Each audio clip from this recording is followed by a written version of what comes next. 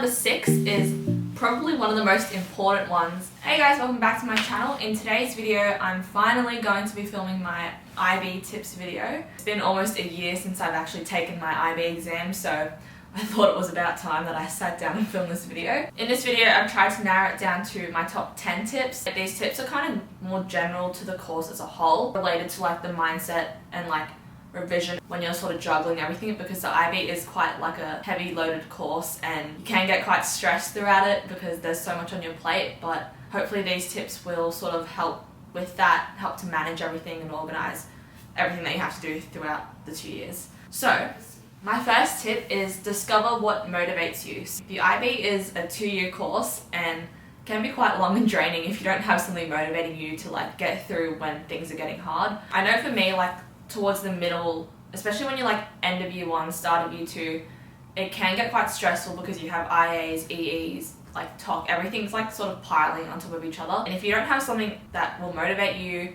to keep going, it can be quite difficult to get through all that work. Discovering what motivates you will be different for everyone. So like for me, something that motivated me was actually getting into my course at uni. There was a certain mark that I needed to get in and I knew that I had to work hard at it to achieve that. But then at the same time, I also just wanted to do well for myself because I knew how much work I'd already put in for the first year. Once you sort of get in the zone and you're like halfway through and you've already put in that much effort, you just want to keep going so you can reach your final end goal. And also there were little things that, like, if I wanted to go somewhere on the weekend, chill out, watch a movie at the end of the day, or like just random little things, they can also be motivating factors to get through your work. Use it as motivation to work harder and smart with your time. You can also create mini deadlines. That can be really helpful.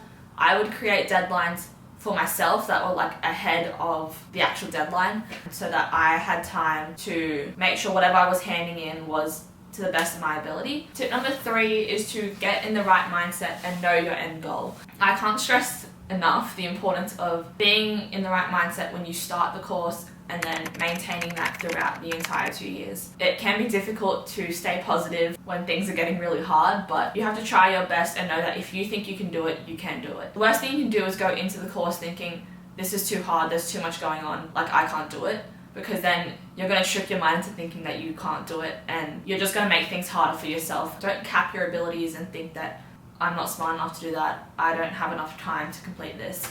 If you just stay positive, keep an open mindset to any challenges that come at you, then you'll find getting through the course a lot easier.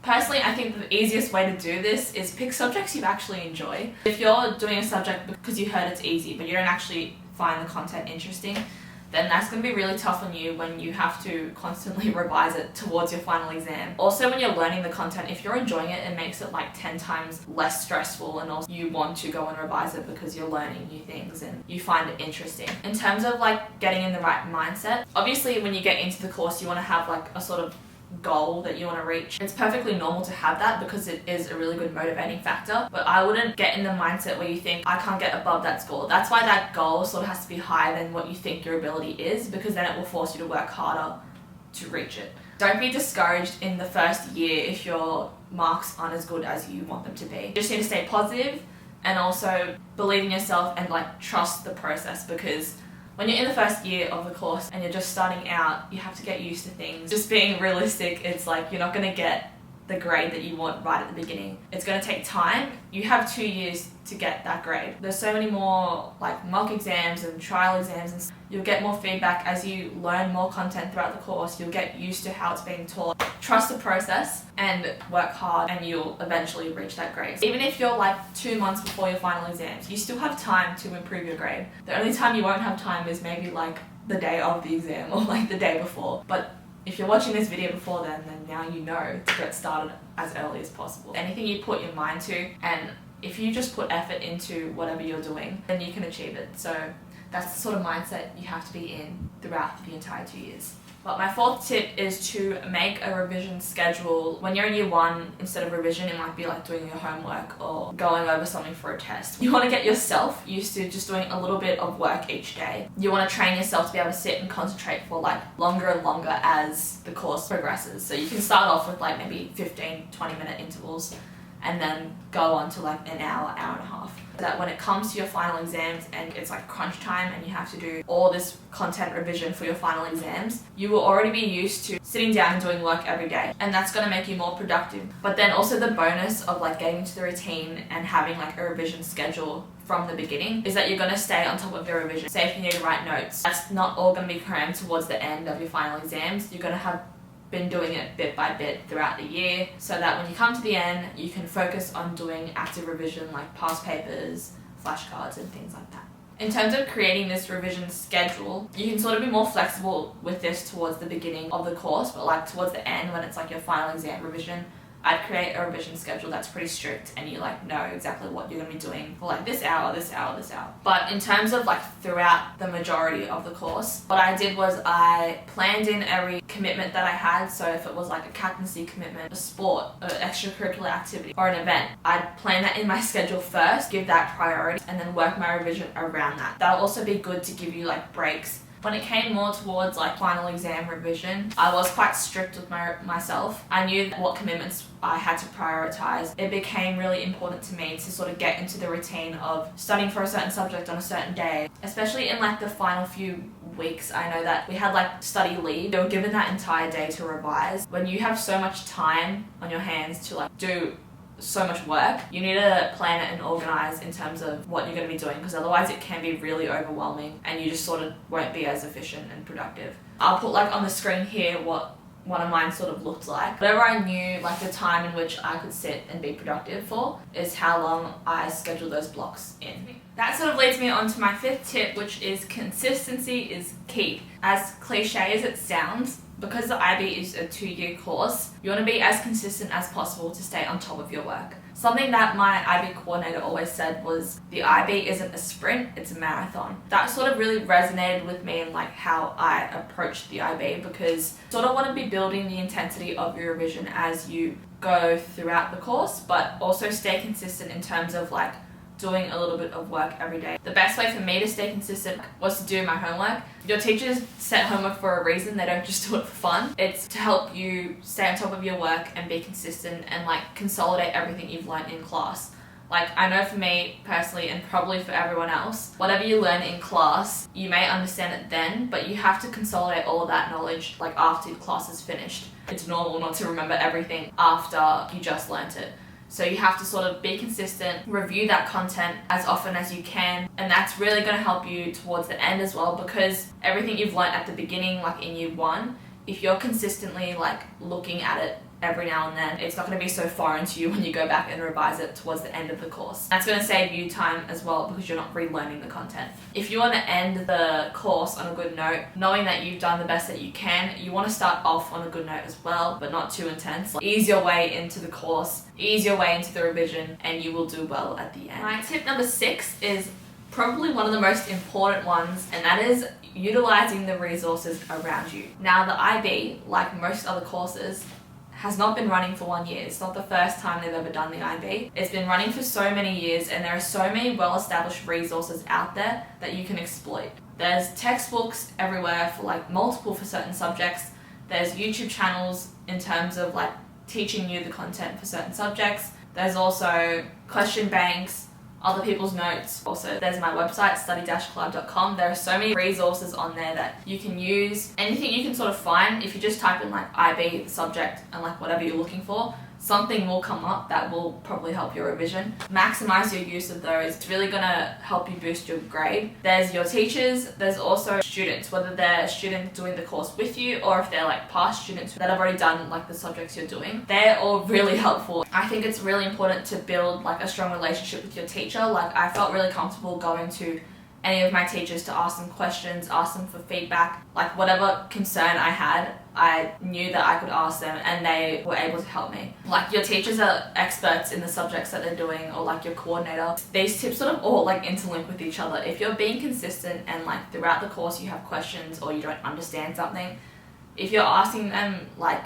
throughout and not like just at the end, like right before your exams when everyone else is also asking the same questions, they're going to be able to have more time to spend with you and like go through it, because not as many people are asking like in that time period or whatever. Get started on your revision as early as possible, so if you do have any questions, your teacher will have more time to like help you out. But then with that being said, if it is like towards your final exams and they don't have as much time, there are like 20 other people or whatever doing the same subject in your classes.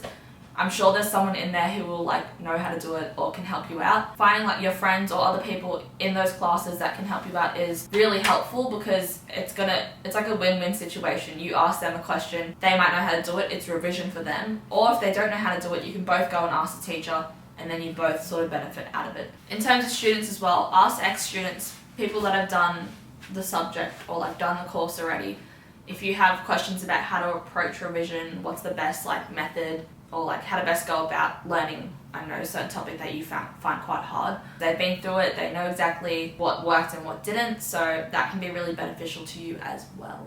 So if you have any questions, let me know in the comments below and I'll try my best to help you out if I like did that subject or if it's like more general. Or you can email me at Alicia.studycollab@gmail.com and I'll try my best to get back to you as quick as possible. Tip number 7 is discover what works best for you in terms of like revision methods.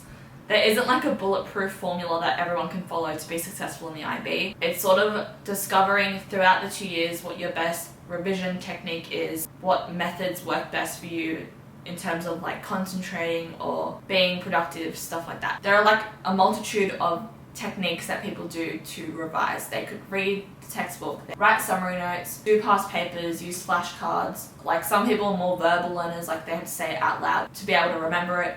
They might have to write it down, read it. This is why I think that at the beginning of the course, when you have time for trial and error, to change up your revision technique a little bit each time and then see what works best for you. Like for me, if I like read something, it's not going to help me in my revision. I have to actively go and write it down, or I have to say it out loud. That was something that I learned throughout the 2 years about myself. So it's all about trial and error at the beginning to find out how you best revise. So then when you get into the final few months of revision, you know what to do for each subject. And again, this might be different for every subject that you do. Like for math, it was sort of just doing questions really helped me. Like writing notes wasn't really going to do anything. Something like biology, I had to write notes down to be able to remember it. Okay, my tip number 8 is also really important, as are the rest of these tips, but if you want to achieve a certain goal, you have to be organized and plan. This is why I suggest investing in a planner. It doesn't have to be a fancy one. Just get a planner where you can write things down. Like no matter how many times I think that I can remember something, I'll probably forget like the details, or I might forget a deadline if I don't write it down. So I have my trusty planner. This is the one I used in the IB in my second year. It's an Erin condren planner. I'll leave a referral link in the description where if you want to purchase one, you can get $10 off if you click on the link. Basically, I just had this planner where I would literally write down everything that I had to do for that day. I also used like this monthly spread to gauge a really good idea of what I had to do that month. Something that I did that I found really, really helpful was our coordinator gave us an assessment booklet, basically where it outlined every assessment task that we had throughout the year, what week it was going to be due in, and like for what subject, and like how much it was worth, stuff like that. So what I did was I sat down for like an hour and a bit. It took me a fair while, but like it's really good just to allocate this sort of time at the beginning of the year when you're not as stressed. What I did along the sides was I wrote down the term and then like the weeks of the term, and then I would write out like I had this IA draft due then, this topic test, or this oral assessment. If you do like long-term planning of your revision, you know what weeks are going to be busy. The worst thing that you want to happen is to realize just when the teacher reminds you or something, and then you realize you have like 5 assessment tasks that due the next week. Like to any normal person, that would stress them out a lot. But if you've planned ahead of time, you can start your like draft IA, start your revision earlier so that you're prepared for the weeks when you know you have a lot due. This will save you from a lot of stress if you're on top of your work and you know when your deadlines are, you know what you have to do. You can use an online planner as well, but I just prefer like writing it down. I would also recommend to set up like your own organization system to file all your work. There's a video on my channel where I sort of walk you through how I organize things. I had a binder where I would keep all my work from the 2 years. So like I had like all my class notes, like question worksheets at the back. I would file all the work I had in here, and then whatever I was taking to class or like learning within that week, I would put it in this notebook binder sort of thing. And then I also had like a display folder where I'd put worksheets, and then I would only take this to school and leave this like huge binder at home. My second last tip is to try your best on your internal assessment drafts. Your IA for most subjects will be at least 20% of your grade, if not more. Whatever marks are sort of in your power, you want to be able to maximize them as best as you can. So in terms of doing the IAs, I would recommend that when you get asked to produce a draft for like whatever subject to get feedback, a lot of the subjects you can only get one set of feedback from your teacher, and as I mentioned earlier, your teacher is an expert in the subject. They know what a good IA looks like, and they know like how to improve upon it to get whatever mark that you want. So when you're doing your draft, do it to the best of your ability. Treat it as if you were going to hand your draft in. Like, it's not going to be perfect when you hand it in, but like produce whatever you think is your best work for that IA. The teacher will be able to give you more specific feedback. You don't want to be getting like really generic feedback that's like fix all this grammar or like fix your structure and stuff like that, because that's stuff you can do in your own time. You don't really need your teacher to be telling you that. You want feedback that's really specific into like how to improve your mark, stuff that you wouldn't have thought of. And then that also means that once you get your feedback back, given that there's not like something terrible that's gone wrong, you won't have as much work to do after that. It just might be minor things that you have to tweak or fix up. And you also have more time to revise for your exams, which is important because it is like the biggest component of your mark.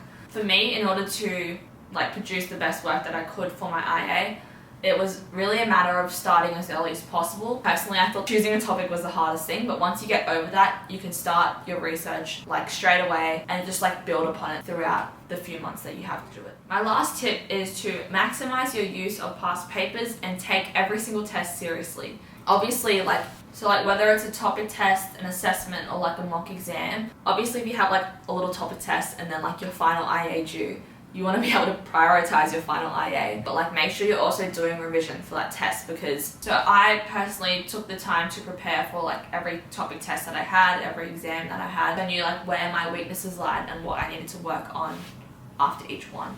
Even though you may dread your trial exams or your mock exams, they are all opportunities to go over the content for the entire course, so that when you get towards the end, it's not all this foreign content that you don't remember. They give you opportunities to test out which revision methods work best for you. They're also an opportunity for you to sit in exam conditions and sort of test out your exam technique as well. How you want to approach the paper, how much time should you be allocating to like certain questions and stuff. And then also after each test, go through the paper, don't just like chuck it away, because that's like valuable information. Go through it, see what you got wrong, see whether it was like a silly mistake or if it's actually a gap in your knowledge. Document those mistakes, write them down, write how to actually do it with the correct solution, but then also analyze what you did well. You maybe wrote flashcards for that assessment task and then you did well in that exam. Write that down, be like, oh, now I know that if I do flashcards for this subject, that's sort of how I best learned it. So analyze your mistakes in terms of where your weak areas are, but then also document and remember like what revision methods you use so that you can use it in the future to maximize your grades.